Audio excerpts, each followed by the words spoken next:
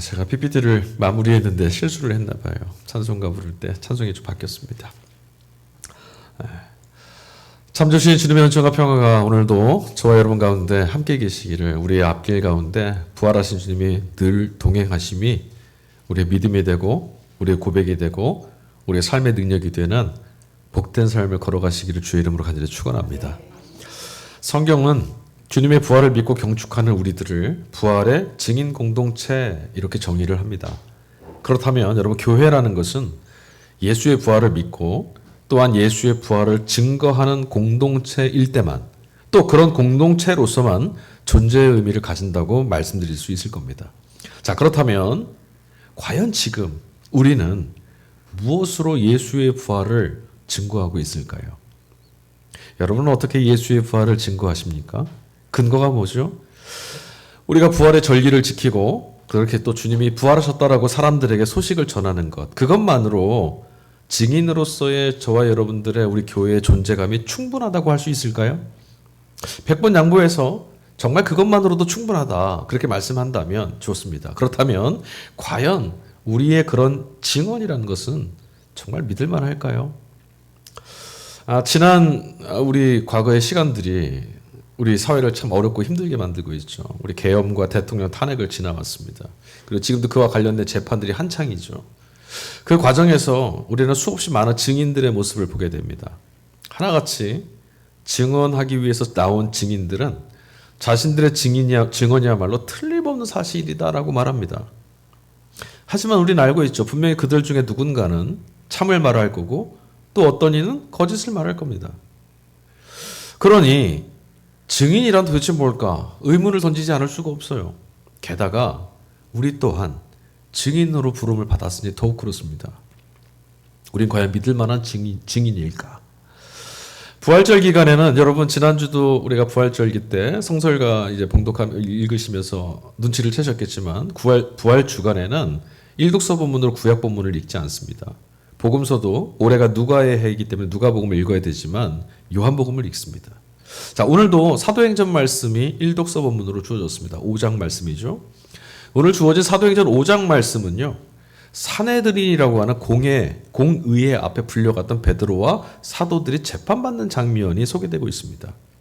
산헤드린은 유대 종교 기득권자들로 구성되어 있는 최고의 기구이죠.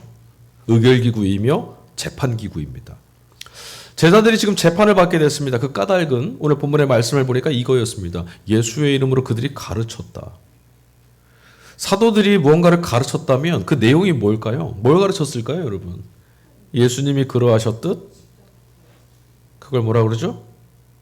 예수님이 십자가를 가르치시지 않았어요? 그걸 압축해서 뭐라고 합니까? 예수님이 뭘 가르치시다가 십자가 달리셨어요? 하나님 나라, 하나님의 통치, 하나님의 나라, 하나님의 영광. 주님이 가르쳐 주셨던 것처럼, 주님 말씀하셨던 것처럼 제자들도 분명히 하나님 나라 복음을 전했을 겁니다. 그런데 참 재밌습니다. 종교나 사회적 기득권자들은 한결같이 또 하나같이 하나님 나라를 병적으로 싫어합니다. 왜 그럴까요? 이유는 너무나 분명하고 단순합니다. 하나님의 나라가 임하게 된다면, 그것이 사실이고 정말로 임하게 될 게 분명하다면 현재의 세상 나라는 그것이 어떤 나라라도 무효입니다. 그리고 지나갈 것이고 사라질 겁니다. 자, 그렇게 되면 문제가 있죠. 지금 이 땅에서 자신들이 누리고 있는 기득권들 아무것도 쓸모없게 됩니다. 소용없어요. 하나님 나라가 오면 그것들은 아무도 자랑거리가 되질 않습니다. 그러니 적어도 이런 사람들에게는 하나님의 나라는 오면 안 되는 나라, 있어서는 안 되는 나라, 불편한 나라일 수밖에 없는 거예요.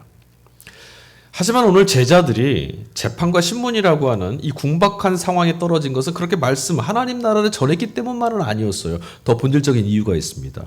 자, 오늘 5장 28절입니다. 우리가 그들에게 그 이름으로 가르치지 말라고 엄중히 명령했소.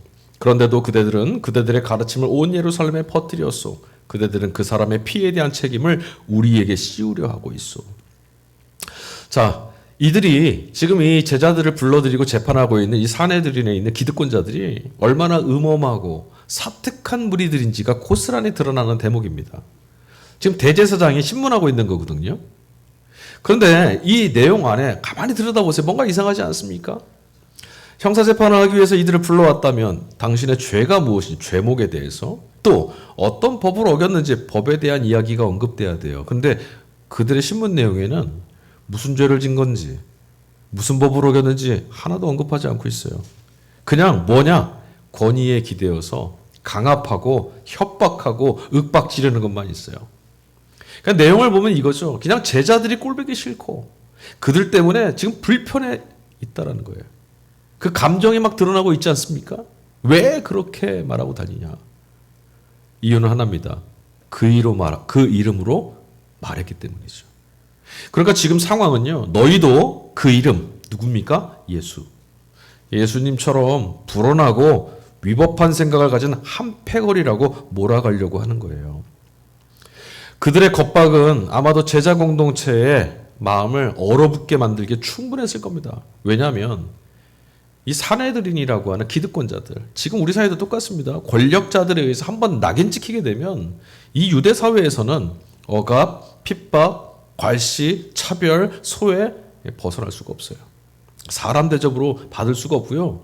정상적인 시민사 그 활동을 할 수가 없습니다. 게다가 그들의 스승이었던 예수께서 이들에 의해서 유대법으로 고소당했고 결국 로마에 의해서 살해당했습니다.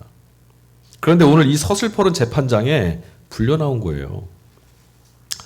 대부분의 여러분 역사를 들여다보면요. 권력이나 기득권을 가진 사람들은 자신들에게 허물이 있고 불의함이 있고 치부가 있다면 이걸 감추기 위해서 힘으로 증거를 감추고 증인들을 겁박합니다. 하지만 아무리 거칠고 사납게 굴어도 어둠은 드러나고요. 또 그런 어둠을 드러내기 위해서 고발해내기 위해서 의롭고 용기 있는 사람들이 나타납니다. 안타깝게도 그럼에도 불구하고 죽은 자는 말이 없죠. 그래서 권력자들은 언제나 누엣가시 같은 사람들을 제거하는 매우 손쉬운 방법을 선택합니다. 그렇게 예수도 그들은 잡아 죽였습니다. 예수께서 자기들의 허물을 드러내셨으니까. 그런데 지금 그의 제자들이 예수님의 제자들이 예수님의 이름으로 말하고 예수님의 이름으로 가르치고 있어요. 십자가에 내몰아 죽인 예수, 좀 조용히 하라고 윽박질러서 그것도 안 되니까 죽였던 예수가 여전히 죽지 않고 살아서 제자들의 입을 통해 세상에 지금 말을 하고 있는 셈이에요. 그는 참으로 의로우신 하나님의 아들이었다. 십자가에 달리셨던 그 예수님을 바라보면서 백부장이 했던 고백이죠.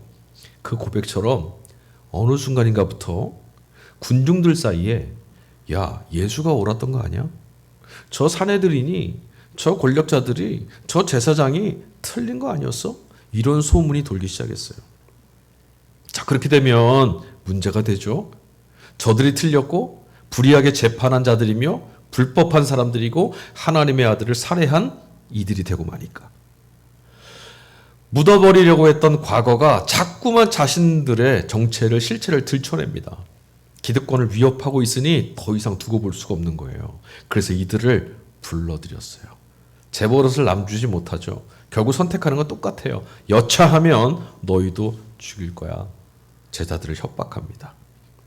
그러고 보면 여러분 폭력의 근저, 그러니까 폭력을 행사하고 힘으로 자랑하고 이런 사람들을 보면요 대단해 보이잖아요. 하지만 사실 그 내면에 뭐가 있냐? 두려움이 있는 거예요.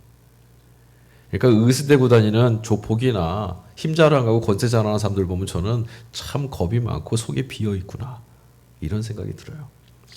자, 제자들은 직접적으로 사람들에게 자신들이 처한 상황에 억울함을 호소한 적이 없습니다. 또 이런 기득권자들의 패악함을 비난한 적도 없습니다. 그저 뭐만 했냐? 예수의 이름으로 말하고 가르쳤을 뿐입니다. 그런데도 기득권자들은 제자들의 존재만으로 불편합니다. 여러분 어둠은요 생리적으로 뭘 싫어할까요? 빛을 싫어하죠. 빛이 있으면 어둠은 존재할 수가 없어요. 당연한 거죠. 세상이 온통 어두울 때는요 빛인 것처럼 가짜로 거짓으로 행세할 수 있습니다. 그러나 여러분 일단 아침이 오고 빛이 밝혀지는 순간 빛을 가장했던 어둠은 결코 비칠 수 없다고, 그건 결코 빛이 아니라는 사실이 드러날 수밖에 없죠.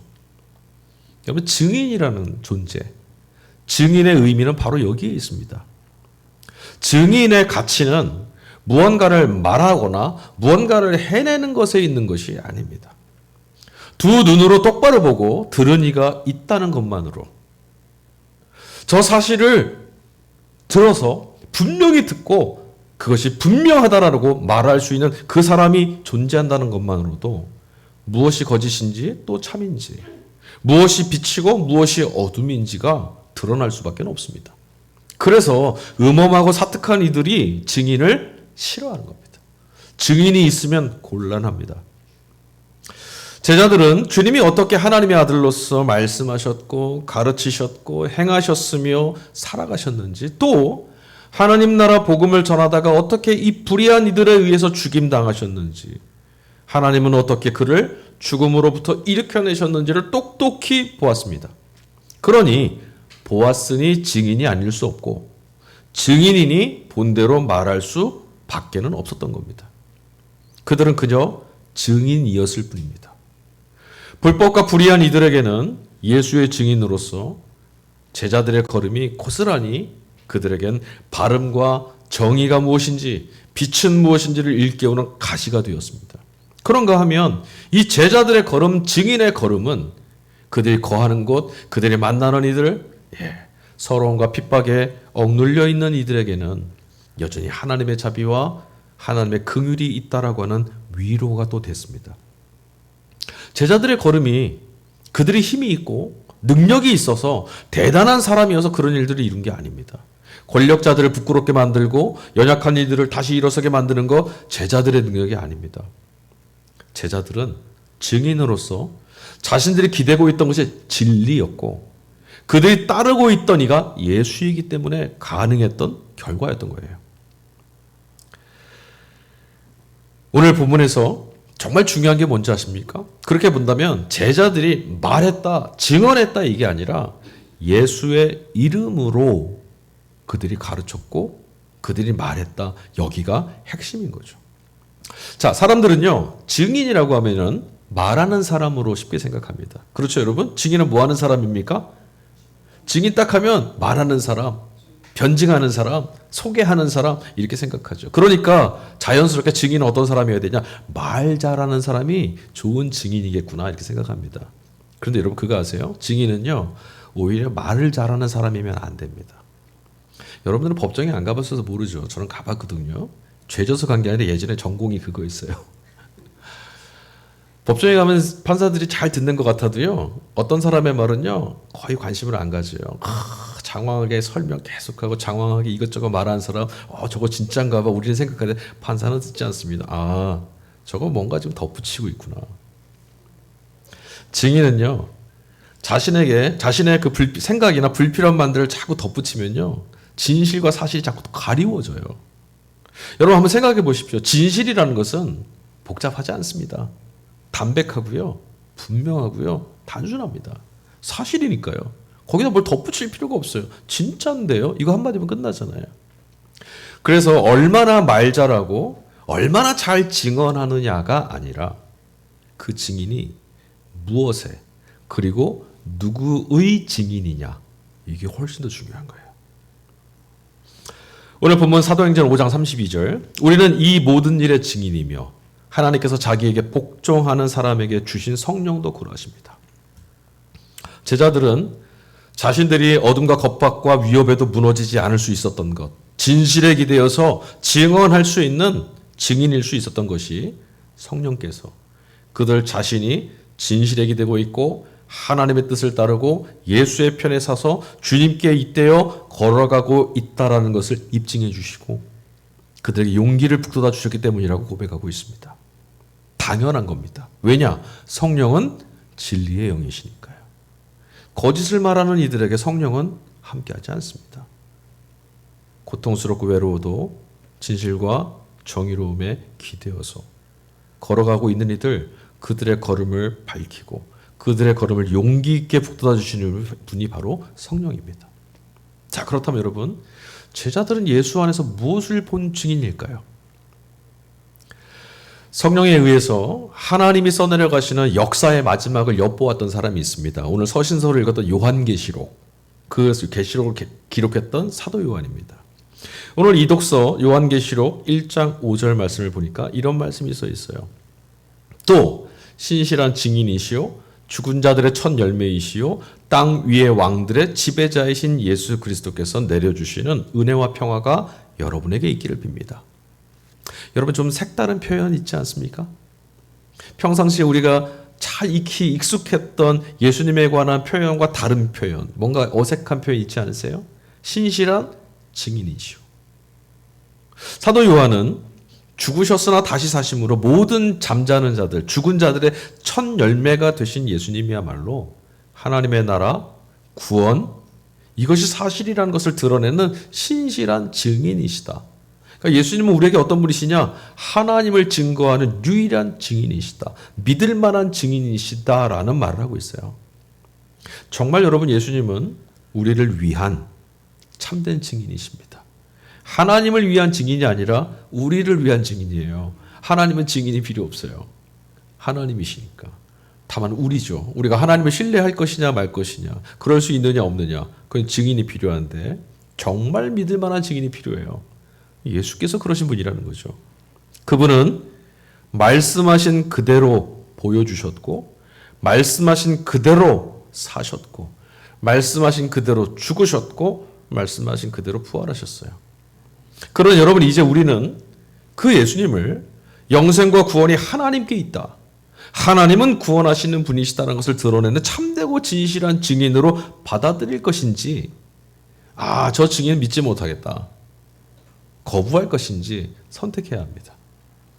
죽어도 다시 사는 생명이 있다는 사실은 언제나 그럼에도 불구하고 오직 예수님을 통해서만 참으로 드러날 수 있습니다.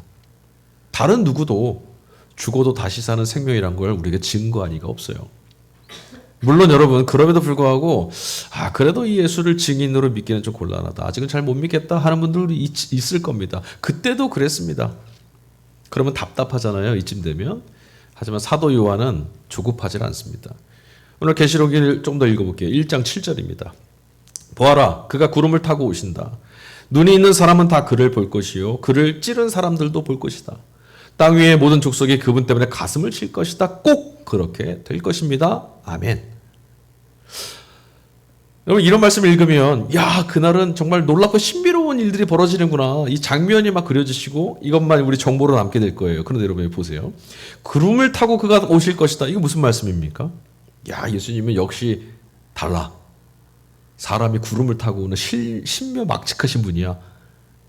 여기서 멈추죠. 구름을 타고 오실 것이다라는 말을 왜 요한이 썼을까요?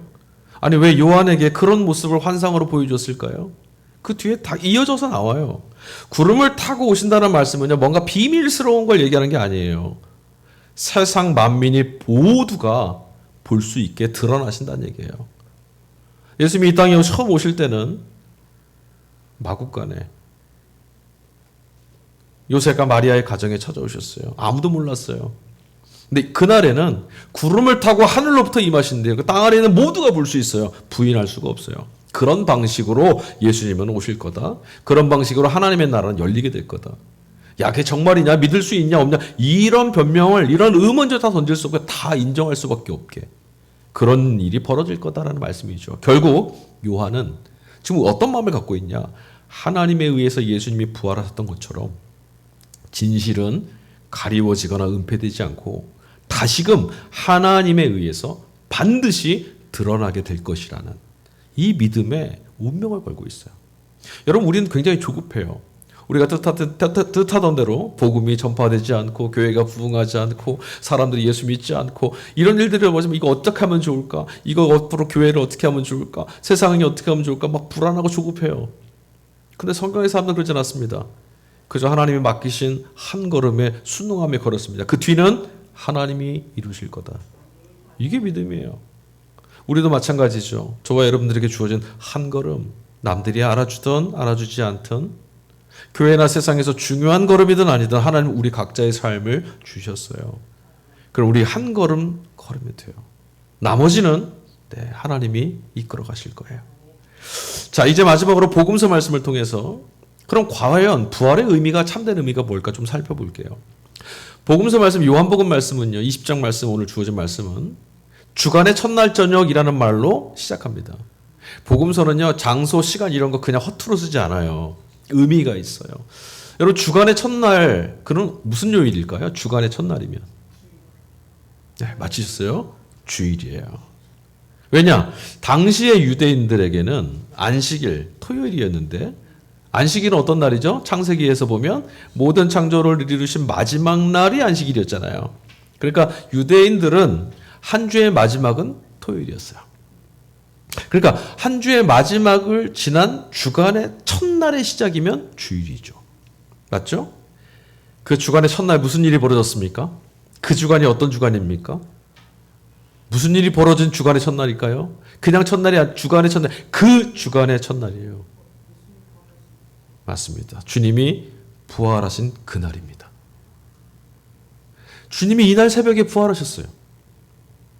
그날 죽은 사람이라도 일으키는, 세우는, 우린 죽으면 끝이라고 생각하는데 아니요. 죽은 사람이라도 일으켜 세우실 수 있는 능력의 나라, 하나님의 나라가 이미 시작됐다라는 것이 역사 안에 드러났다라는 거예요. 그날. 그러니까 완전히 새로운 세상이 시작된 거죠. 하지만 여러분, 제자들은 이 사실을 몰라요. 제자들은 예수님에 의해서 하나님 나라가 지금 시작됐다라는 것, 이 사실을 전혀 모른 채 언제라도 붙잡히면 죽을지 모른다. 이 두려움 때문에 우리가 일독서에 읽었던 사내들인 그들에게 걸리면 재판받고 죽을 거다. 예수님처럼. 그 두려움 때문에 문을 걸어 잠그고 이전의 세상이 아직도 갇혀 있습니다. 어떤 세상이죠? 죽음은 끝장이다. 그들에겐 여전히 죽음은 공포이고 힘이고 권력입니다. 주님은 이런 제자들을 찾아가셨어요. 그리고 자신이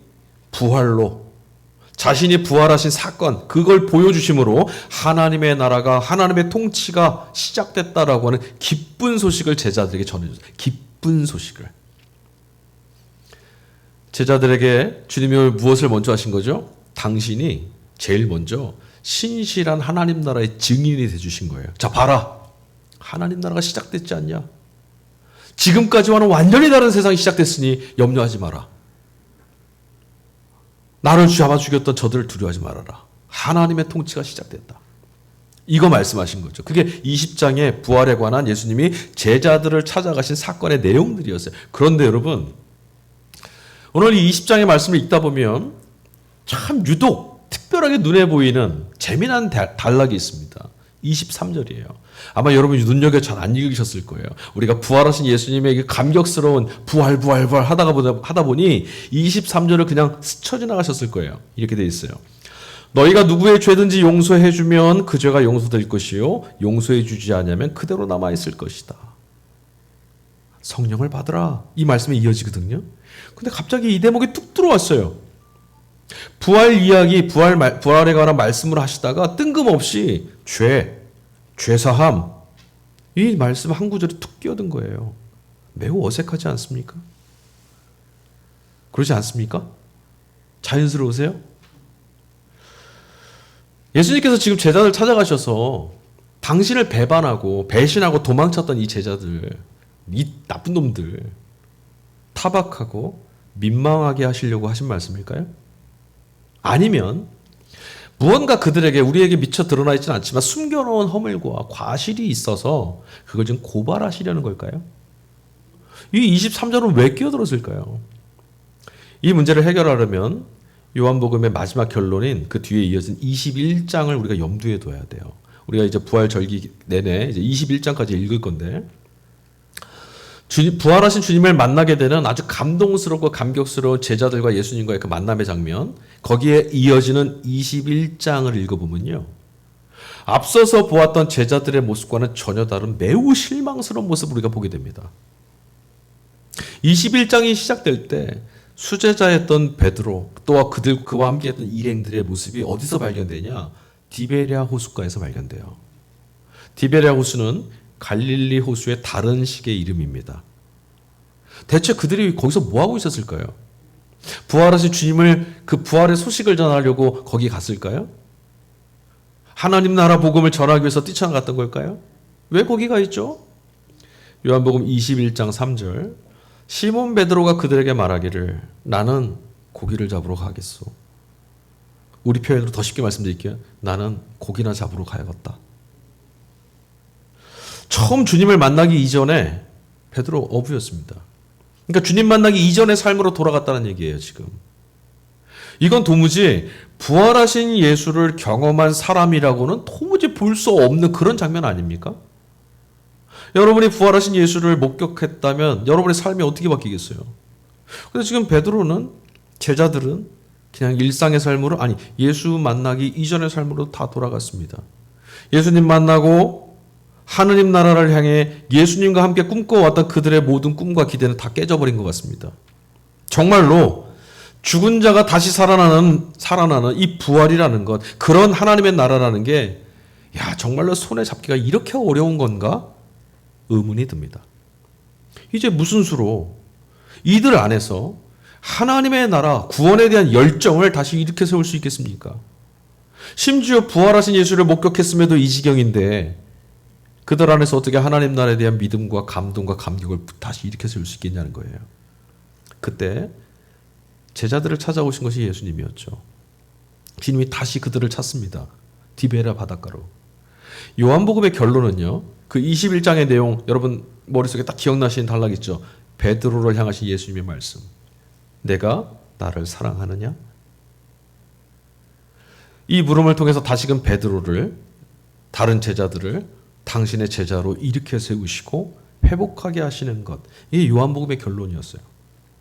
그러니까 제자들이 지금 가장 밑바닥에 떨어졌을 때, 죽음에 묶여 계실 수 없어서 그 제자들을 찾아내서 그들을 만나기 위해 살아내 나서서 어김없이 이들을 찾아내시고 발견하시는 것은 언제나 예수님이었다.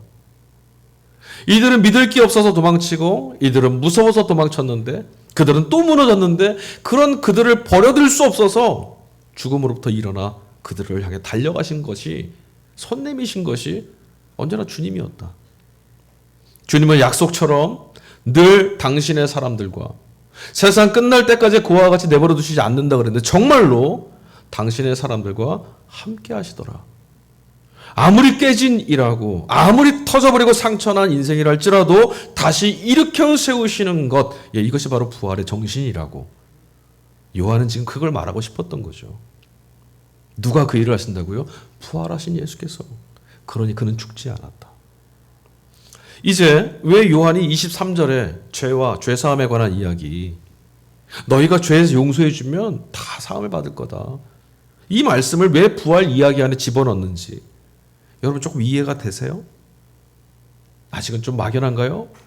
여러분, 죄라는 것은요, 성경은 우리에게 이렇게 소개합니다. 죄는 본래 하나님과 이어져서 생명을 공급받고 살아야 될 우리가 거기서 어긋나서 하나님을 잃어버리고 생명을 잃어버리고 복을 잃어버리고 불행한 실존으로 내몰리게 된 것, 이게 바로 죄라고 정의합니다.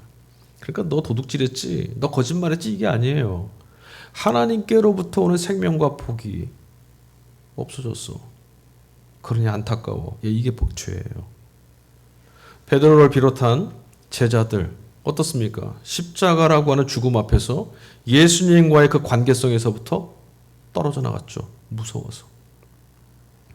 그때 어떤 일이 벌어졌죠? 예수님께서 가져다 주셨던 샬롬, 평화는 다 사라졌고요. 그 빈자리에 포기, 체념, 절망, 두려움, 문을 꼭꼭 걸어 잠가야 되는 그런 짓눌림이 그곳을 채웠습니다. 이런 절망의 늪에서 사함, 다시 말하면 우리말로 번역한다면 건져 올릴 수 있는 것, 이렇게 빠져있는 늪에서부터 건져 올릴 수 있는 것은 다시금 예수님과의 관계로 돌아가는 것, 그것밖에 없어요. 왜? 예수님을 통해서 생명을 공급받았고 기쁨을 공급받았고 죽음의 공포가 아닌 평화를 공급받고 있었으니까, 거기밖에 없었으니까. 주님은 깨어져 버린 이 관계를 회복시켜 제자들의 삶에 영생, 생명이 가득하도록 충만하게 채워지도록 하셨고, 그로부터 그들 안에 다시금 하나님의 나라에 대한 꿈, 하나님 나라를 향해서 함께 꾸었던 그 꿈, 이것이 역동하도록, 다시 일어나도록, 다시 심장이 뛰도록 하시셨다는 거죠. 그러니 이제는 실패감, 무력감, 정죄, 절망으로 짓누르는 죄로부터 예수님이 그들을 건져내 주셨어요. 그들은 죄사함, 죽음의 짓누름으로부터 벗어났습니다. 그러니까 나 예수 믿고 죄사함 받았습니다. 그러면 이게 무엇입니까? 나는 예수 믿고 죄, 법률도 어기지 않고 나쁜 행실도 하지 않고 그런 사람이 됐습니다. 이게 아니에요. 나는 예수 믿고 죽음이 짓누르는 공포와 무게로부터 자유하게 됐습니다. 나는 두렵지 않습니다. 나는 평화합니다. 이게 죄사함 받은 내용이에요. 부활이라는 것은요, 단순히 하나님의 아들 예수가 다시 사셨다, 또는 역시 예수님은 우리와 좀 다르다, 다른 사람들과는 달라, 역시 하나님의 아들이야, 이런 걸 말하려는 것이 아니에요. 부활은 언제나 사람들을 일으켜 세우는 능력으로 나타납니다. 예수 부활을 경험한 이들을 한번 보십시오. 부활하신 예수와 만난 이들을 한번 보십시오. 어떻게 됐습니까? 깨어지고 버려진 모든 죽어가는 연약한 것들, 그런 사람들, 본래 있어야 될 자리, 하나님의 자녀로서의 자리, 그것으로 이끄는 화해의 능력, 하나님과의 평화의 능력, 이게 바로 부활이에요. 23절에서 주님이 당신의 사람들은 죄를 사해주는 공동체가 되어야 된다고, 너희가 죄 사해주면 다 사함을 받고 아니면 그대로 있을 거다, 이 말씀을 하신 까닭은 너희도 내가 너희를 이 죄의 무게와 죽음의 무게로부터 평화하게 해준 것처럼 너희도 그런 이들이 되어서 하나님의 평화를 나누어주고 생명이 여기 있음을 나누어주는 자들이 되라 말씀하신 거예요. 그게 교회라는 거죠. 그게 제자예요. 그리고 주님이 그들에게 말씀하셨던 이 바람과 꿈은 앞으로 당신이 직접 죄로부터 건져내 주신, 두려움에서부터 건져내 주신, 불안에서 건져내 주신 이 베드로와 제자들 공동체를 통해서 실현될 겁니다. 예수님은 어떠셨습니까? 당신 홀로 하나님 나라의 증인으로 서 계셔야 했어요.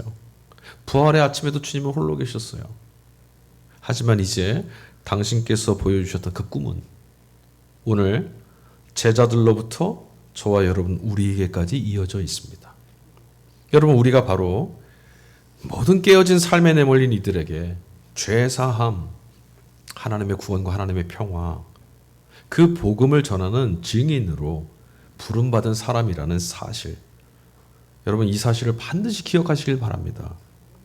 그러니까 비록 지치고 힘들 때, 삶이 흔들거릴 때, 힘겨움에 내몰려서 무너져 내려갈 때, 체념이나 포기가 막 덮쳐오고 무력함에 주저앉을 그런 때일지라도 주님이 우리를 통해 우리와 함께 이 땅에 하나님 나라를 이루시는 그날까지 언제나 우리를 찾아오시고 또한 우리를 다시 일으켜 세워주실 것이라는 것, 여러분 이 사실을 잊지 마십시오. 이게 부활의 의미입니다. 그분은 죽음에 의해서 잊혀지는 분이 아닙니다. 그분은 죽음에 의해서 우리를 못 찾아오시는 분이 아닙니다. 그분은 죽음에 가로막혀서 사랑하지만 안타깝지만 지켜주지 못하는 그런 분이 아닙니다. 여러분, 우리는 어떻습니까? 아무리 자식을 사랑해도, 아무리 안타까워도 우리는 넘어가지 못하는, 다가가지 못하는, 도와줄 수 없는 한계가 있어요. 그러나 주님은 그렇지 않아요. 주님은 당신의 사람을 지키시는데 번개 같으시고요. 주님의 그 걸음을 가로막을 건 아무것도 없습니다. 지금도 우리 안에 살아 계십니다. 지금도 살아 우리와 함께 계시는 주님으로 인해서 우리는 삶으로 하나님의 나라가 여기 있다고 드러내는, 그렇게 또 살아가는 부활의 증인으로 세워져 갈 겁니다. 우리는 이 사실을 믿습니다. 아멘. 우리 이 시간에 함께 기도했으면 좋겠습니다. 찬양하고 함께 기도하겠습니다. 주신 말씀을 좀 기억했으면 좋겠어요. 여러분, 예수님의 부활은 예수님이 부활하셨다의 의미가 아니에요. 예수님의 부활의 소식이 저와 여러분에 들려오진 까닭은, 우리가 그 사실을 믿는 까닭은 지금 여기에 하나님이 함께 계신다. 가슴 벅찬 하늘의 위로이고요. 우리들 자신을 위한